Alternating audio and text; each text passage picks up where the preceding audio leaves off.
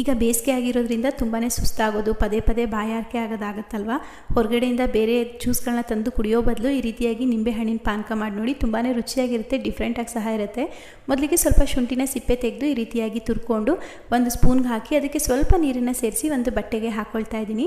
ನಂತರ ಇದರಲ್ಲಿ ಇರುವಂತಹ ರಸನ ಸಪ್ರೇಟ್ ಮಾಡ್ಕೊಬೇಕು. ನಾವು ರಸನ ಸಪ್ರೇಟ್ ಮಾಡಿದ್ಮೇಲೆ ಒಂದು 2 ನಿಮಿಷ ಸೈಡಲ್ಲಿ ತೆಗೆದಿಟ್ಕೊಂಡು ಒಂದು ನಿಂಬೆಹಣ್ಣಿನ ರಸನ ತೆಗೆದು ಅದನ್ನು ಫಿಲ್ಟ್ರ್ ಮಾಡ್ಕೊಳ್ತಾ ಇದ್ದೀನಿ. ಇದಕ್ಕೀಗ 4 ಗ್ಲಾಸ್ ಆಗುವಷ್ಟು ನೀರನ್ನು ಸೇರಿಸ್ಕೊಂಡು ಒಂದು 3 ಸ್ಪೂನ್ ಆಗುವಷ್ಟು ಬೆಲ್ಲ ಸೇರಿಸ್ಕೊಂಡಿದ್ದೀನಿ. ಬೇಕಿದ್ರೆ ನೀವು ಸಕ್ಕರೆ ಸೇರಿಸ್ಕೋಬೋದು. ಈಗ ಇಲ್ಲಿ ತೆಗೆದಿಟ್ಟಿದ್ದಂಥ ಶುಂಠಿ ರಸ ತೋರಿಸ್ತಾ ಇದ್ದೀನಿ ನೋಡಿ. ನಮಗೆ ಏನು ಕೆಳಗಡೆ ಬಿಳಿಯಾಗಿ ಕಾಣಿಸ್ತಾ ಇದೆ ಅದನ್ನು ಸೇರಿಸ್ಕೋಬಾರ್ದು, ಮೇಲ್ಗಡೆ ನೀರು ರೀತಿ ಇದೆಯಲ್ಲ ಅದನ್ನು ಸೇರಿಸ್ಕೊಳ್ತಾ ಇದ್ದೀನಿ. ಆ ಬಿಳಿಯಾಗಿ ಕಾಣಿಸ್ತಾ ಇರೋದನ್ನು ಹಾಕ್ಕೊಂಡ್ರೆ ಬಾಡಿ ತುಂಬ ಹೀಟ್ ಆಗೋದು ಅಥವಾ ಉಷ್ಣ ಜಾಸ್ತಿ ಆಗೋದಾಗುತ್ತೆ. ಈಗ ಇದನ್ನು ಚೆನ್ನಾಗಿ ಮಿಕ್ಸ್ ಮಾಡಿಕೊಂಡು ಬೆಲ್ಲ ಕರಗೋವರೆಗೂ ಇದನ್ನು ತಿರುಗಿಸ್ಕೋಬೇಕು.